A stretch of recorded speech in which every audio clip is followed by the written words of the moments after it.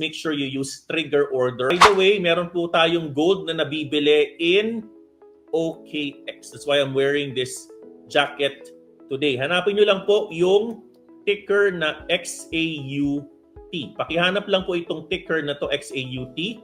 And you can actually already purchase gold in OKX. And they are actual gold prices. No? And just as you guys know, Tether Gold is a stable coin that provides ownership 1:1 of a fine troy ounce of gold on a physical bar that meets the good delivery standard of the London Bullion Market Association. So just take note of that.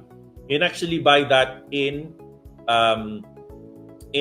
OKX as well.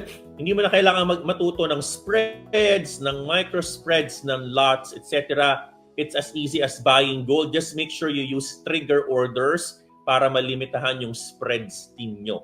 This is a very, very, very, very, very good way to diversify, in my own opinion, not a financial advice. Please take note.